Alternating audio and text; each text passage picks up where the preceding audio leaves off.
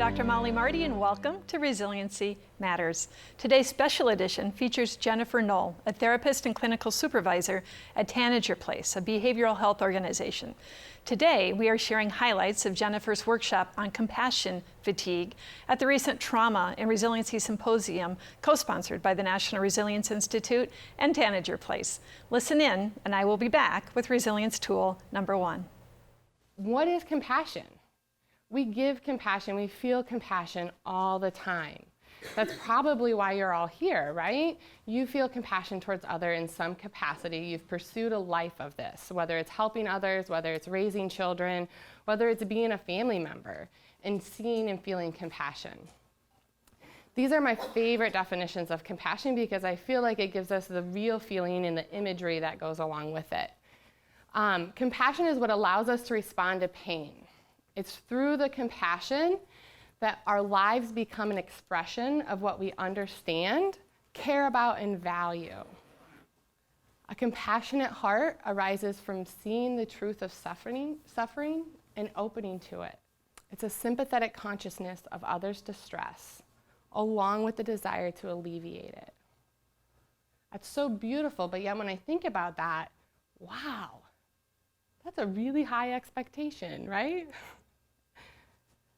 When we feel all of that intensity from clients, from family members, from children, and then we want to help, that's so humbling. What can I do? I'm just another person. But we're all resilient. We all have these factors, and we can all grow these factors. Resiliency is a capacity to continue to thrive. Whether you're a person, a system, an organization, it's the ability to continue to thrive. I love the idea of it's the ability to hold on to your core purpose and integrity, right? One of the things that oftentimes happens when we're working with trauma, when we're working in stressful environments, when we're working in human services is there's crisis, right? On a typically regular basis, you can almost schedule it. How often do you feel like even in the midst of crisis, I'm holding on to my core values and my integrity of what I believe in people and what I believe in my mission of life? That's compassion resilience. So what are we going to learn about today? Awareness, right? I'm going to say that 100 times, I promise. Awareness really is the key, and normalizing the awareness, talking about the awareness. Balance, probably not a new word. Balance between personal, professional, balance between other things that's improfessional, your passions, your excitements, your hobbies, your family. How do you give to all? And connection. What types of connection are most important? And how do we use those connections so that they can rejuvenate us and help us? Compassion fatigue can very much resemble PTSD, a constant reoccurrence, preoccupation. It impacts your daily life. You want to avoid it. I don't want that client to come today. I don't want that call today. I don't want to feel that today. I don't want to go to sleep because I know I'm just going to stay awake and think about them. Or I'm going to have a dream about it. And feeling on edge, waiting for it to happen, right?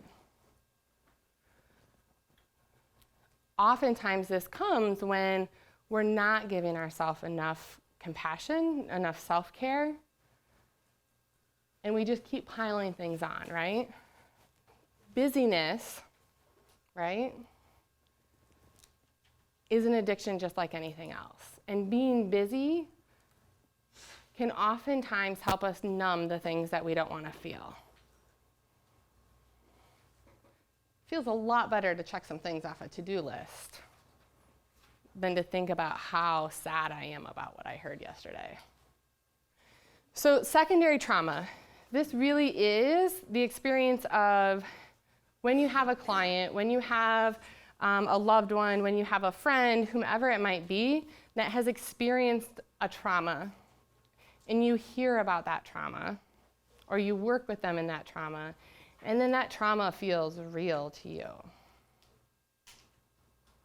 You think about it, you have an image going on in your head, and it's kind of stuck there. And maybe you now feel hopeless, helpless, powerless, feel like the world isn't very safe either. It can also be when there's a national trauma, right? So when we have one of the huge school shootings, when we have a terrorist attack, when we have, turmoil and chaos and conflict anywhere in the world, and it's in front of us in the media. That's secondary trauma too, when you think, gosh, I don't know if I should send my kid to school today. I don't know if I can trust for them to go to a sleepover or not. I don't feel safe. How does this compassion fatigue really impact clients, family members, the people that we care about, and the people who we want to give compassion to? This is the number one most concerning symptom of compassion fatigue, and it's the silencing response. When we think about not doing harm, these are the red flag symptoms that can do harm. For sure. This is why it's so important that it's safe to talk about this, right? Because I care so much about every person that you work with that I want it to be okay for you to say, man, I'm feeling this. And it doesn't feel good. What is it like for you, though? You're tired, you got headaches, you're feeling grumpy, you're not eating, you're eating a lot, you don't care about people in your life, calling in sick more, things in your personal life all of a sudden are big crises. Everything kind of feels like a crisis some days. This is a tool, and the link is on a later slide, so when you download the slides, you can access this. It's online, 100% free. You can use it a bajillion times. There's all sorts of research tied with it. But what it's called is the ProQual. And what this measures is, it's a professional quality of life measurement, and it comes out with a score for compassion satisfaction, which is how good do I feel about the work that I do? How rejuvenating is it for me? How burnt out do I feel about those organizational system, job kind of things? And what level of secondary trauma am I experiencing? Wouldn't it be great to just know that? To have a starting place, to have a baseline? And here's tool number one. You cannot consistently care for others without first caring for yourself. This starts with an awareness of the signs and symptoms of compassion fatigue. And a bonus tip, to take a free professional quality of life or ProQual assessment, visit www.proqual.org. This assessment has been widely used by therapists, teachers, and service providers who are potentially exposed to trauma in their work. If you are a family caregiver, the ProQual site also directs you to assess caregiver burden. Nurturing life balance when we come back. This is your escape from a long day, your Tuesday night routine. It's the 1 hour you reserve just for you. Right now, it's the only thing that will calm him down. That's why at Mediacom, we're working harder to bring you more superior TV entertainment every day. Greater reliability, incredible picture and sound. So from the big screen to the little screen, to the great outdoors, nothing gets in the way of the things you love. With TiVo, you can record shows to watch later, of course, but you can also access popular video apps right on your TV. And you can watch your recordings or stream live TV on your mobile device, making any screen in your home a TV screen. TiVo's free app even lets you schedule your recordings when you're not at home. Seriously, you have to watch this show. Don't mind if I do. With TiVo, you'll never have to miss a thing. For special offers on TiVo, call 888-SIMPLIFY.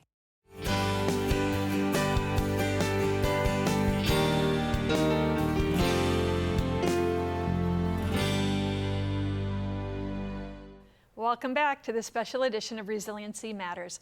Let's join Jennifer Null as she talks about nurturing life balance, and I'll be back with tool number 2. Self-regulation Again, we teach this almost every day, right? We're always telling people to breathe. We're telling people to count to 10. We're telling people to go for a walk. We can think of all those things for others, but what is it like for us? And how often do we practice it? So self-regulation as a definition, those are the tools, right? Those are the tools that take us from outside of our window of tolerance to inside of our window of tolerance. Breathing literally is the most effective tool that anybody can use. It can create a pause of just 3 seconds can activate your parasympathetic nervous system, which is your calming nervous system. So if you get into like polyvagal theory, you know that when that vagal nerve is suffocated, stress happens. And our bodies get aroused and it keeps going and it's pumping adrenaline. When we breathe and we release that diaphragm, that nerve can say, hey, I'm not strangled anymore.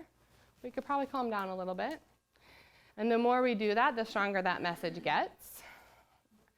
And those stress hormones stop as well. Grounding objects. This one is so important, especially if you're in a contained space or if you're like in a community place. Grounding objects can be things that you carry with you on your person. They can be visual things. They can be any kind of sensory experience. So in my office right now, I have at least 3 grounding objects that I can see from anywhere that I'm sitting in my office. I'm the only one that knows what they are. So you'll never have any clue whether or not I'm looking at those and if I'm feeling dysregulated, but I'm regulating myself in that moment. Other things that lots of people use, I like to use, is like a drink, right? So if you are a water drinker, having really, really ice cold water. So when you notice that feeling in your stomach, or for me it's like this rising feeling in my cheeks, that is my sign of dysregulation. Taking a drink and just noticing that cold, cold water and seeing how far can you follow that through your stomach. If it's hot, just get it really hot. How far can you feel that through your stomach? Maybe it's a scent thing. There are certain clients that I have lots and lots of oils on me that day because I know I'm going to need to check in with me and check out of what they're giving me. Meeting in specific places of your community. Meet outside so you can rub the grass, right? Grounding yourself. Think of it as grounding. Mindfulness and meditation, right? Very similar. So mindfulness is all about the practice of being present and choosing your attention. So even with those grounding objects, you're practicing mindfulness with that. So if I have a grounding tool of drinking cold water, I'm being very mindful and present with what my body's experiencing right there. It's a win-win. 4-7-8 breathing. This is another one. If you practice this on a daily basis, research says you actually lower your physiological baseline of anxiety, of distress. And again, the website's here. Dr. Weil, Andrew Weil, W-E-I-L, is kind of the founder of 4-7-8 breathing. He's an integrated medicine specialist. And essentially what this is you breathe in for a count of 4, you hold it for a count of 7, and then you do a yoga breath out for a count of 8. Yoga breath is like tongue behind your teeth, and you kind of go. It's really weird. I said I wasn't going to do that today, but I did it anyway, just for you guys. So feel special. But the easiest thing about this, and this is why I love this one, when I think about like, oh, I have to develop a practice of meditation to become more self-regulated, you do 4-7-8 breathing 4 times, twice a day, and you're done. So that's like a total of 3 minutes a day. And you're going to lower your physiological baseline, meaning you have a higher window of tolerance. Transitional objects. My favorite example of this is I used to have a therapist that I worked with who had a plaque right by her light switch, and every day as she walked out, she rubbed the plaque, and she had a special saying that she said to herself every day, and that was kind of like her goodbye. Like, I'm going to leave everything here and contain it all here, and I'm gonna go and be present in my life. Me, I'm a music kind of person, so I have my transitional playlist that I listen to on my way home, especially on those rough days. Music and movement is another one. Get into your body, move, walk, get up, walk around, sit on the floor, lay down. Do a yoga stretch. So let go of the obsession with outcomes. And when I talk about outcomes, I'm talking about owning 100% responsibility for what's happening in another person's life. I want to be focused on making changes. I want to know that I'm doing the best that I can do. I want to know that when a client is coming to me and prepared and we're working through stages of change, that we're making changes. But I also want to be aware that when a client comes to me and isn't feeling safe and doesn't have basic needs met and is still experiencing trauma, that we're not making a ton of changes.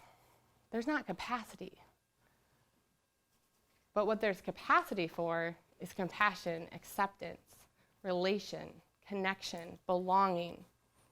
Those are the foundations for change later, right? Those are the seeds. Sometimes we're seed planters and we don't see that tree grow.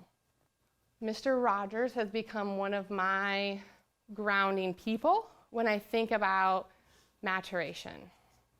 When I think about how do I let go of it being about me? How do I remember what's really most important?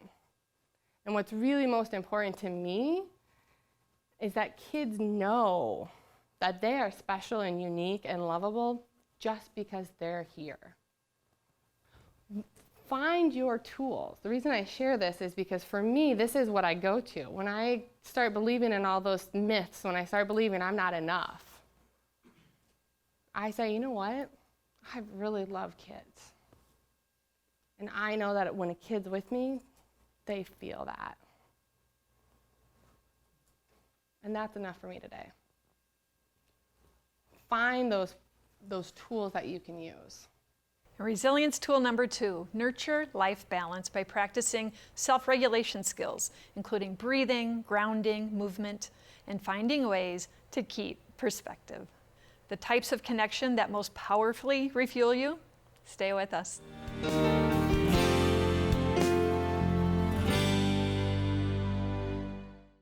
This is your escape from a long day, your Tuesday night routine. It's the 1 hour you reserve just for you. Right now, it's the only thing that will calm him down. That's why at Mediacom, we're working harder to bring you more superior TV entertainment every day. Greater reliability, incredible picture and sound. So from the big screen to the little screen, to the great outdoors, nothing gets in the way of the things you love. With TiVo, you can record shows to watch later, of course, but you can also access popular video apps right on your TV. And you can watch your recordings or stream live TV on your mobile device, making any screen in your home a TV screen. TiVo's free app even lets you schedule your recordings when you're not at home. Seriously, you have to watch this show. Don't mind if I do. With TiVo, you'll never have to miss a thing. For special offers on TiVo, call 888-SIMPLIFY.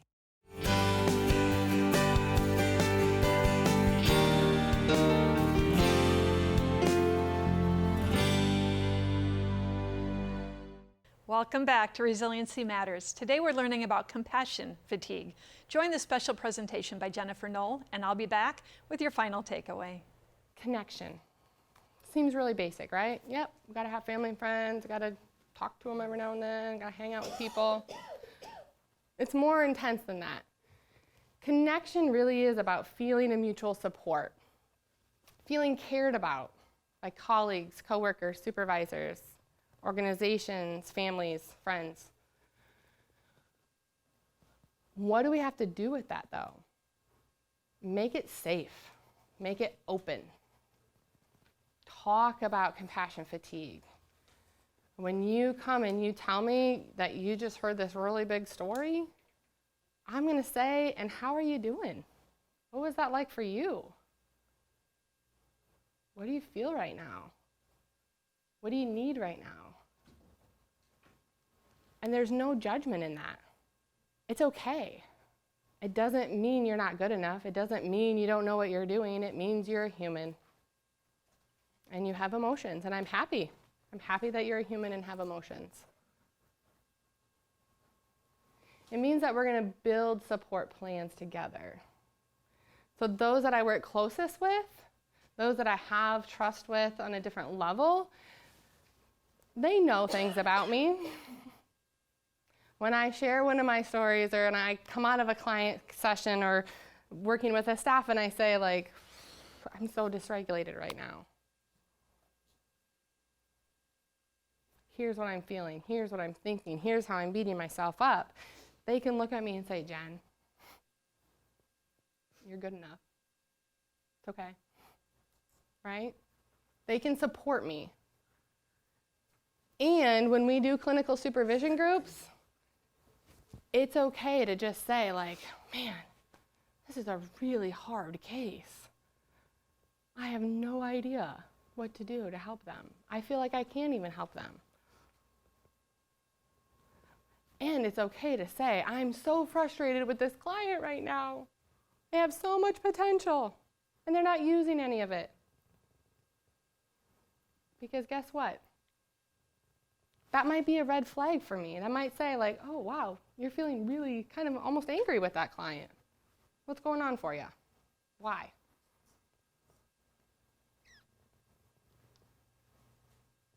What is self-care, right? So eat healthy, exercise 3 times a week, get enough sleep, wake up on the same time every day, eat fruits and vegetables. We know that. Learn to ask for help. Most magical words ever. That's the essence of self-care. If we can't ask for help to take care of ourselves, or if I can't even ask for the time or space to do that, I'm never going to eat 4 vegetables a day and 3 fruits, right? Learn to ask for that space. Learn to be okay with the fact that you need it. Be aware of and accept limitations. Man, I cannot save everybody. And my husband is certainly going to be mad at me if I'm late again this week. Because he recognizes the toll that that takes. So allow friends and family members to know you and give you feedback on that stuff. Invite them to be part of that process.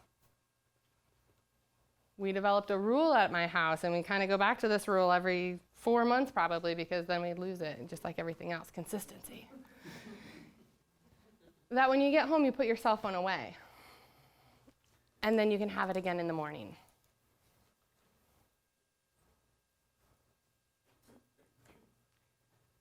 We have a rule that at the dinner table, you have to say 3 things that you enjoyed about your day, or 3 things that were happy about your day, even if they weren't about you. Because it's really easy to go to, oh my gosh, today sucked. Here's all the stress. I never feel better after that conversation. Take time outs. Schedule them if you have to. Set an alarm. I love the little silent alarms on Fitbits because they just vibrate. And so I have actually like 4 or 5 alarms that go off through the day to remind me to like go take a bathroom break, go get a drink of water, step away, walk around the office. Because I forget to do those things, and I get rushed and in the hustle and feeling passionate about something, and I just want to chase it all day long. But take breaks. Change something that's bothering you. Or accommodate. Find a new perception of it. know what's really work and job related and know what's home and personal related, right? Again, we all feel really passionate about the work that we do, and sometimes there's a comfort in leaving home stress at home and coming to work and just absorbing myself in it and working really, really hard and chasing all these things and seeing all the success here and still feeling kind of yucky about all that stuff back there.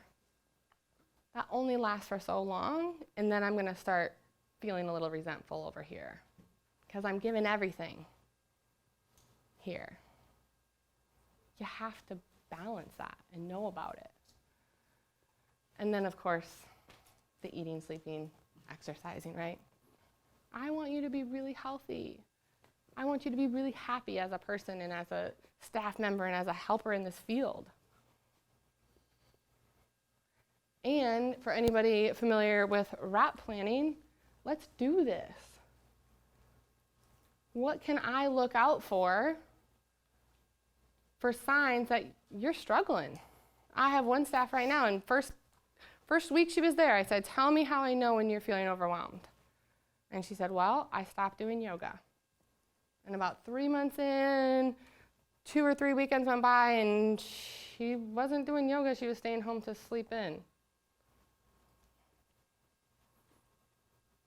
What's going on? I'm feeling a little worried about you. You seem really stressed. Inviting that conversation in and making it safe. Because then we worked on some of those things and she felt better. And she felt okay.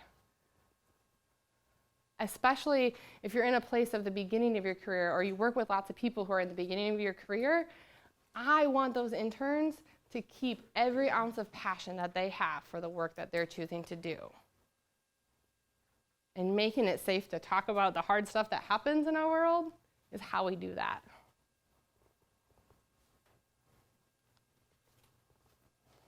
So I'll leave you with a quote from Brené Brown, another one of my idols, another one of my grounding people. If you're ever feeling less than, if you're ever feeling like, man, this world sucks, Google some Brené Brown. She'll see inside you, and she'll help you understand that at the end of every day, you are enough, and you are worthy of love and belonging and connection. And here's tool number 3. If you are going to provide compassion, empathy, belonging, and connection to others, you also must feel this for yourself. Be authentic, be compassionate with yourself, be honest about your needs, and ask for help. Thanks to Jennifer and our symposium co-host, Tanager Place, and thanks to you for joining us on Resiliency Matters on MediaCom MC22, your local programming leader.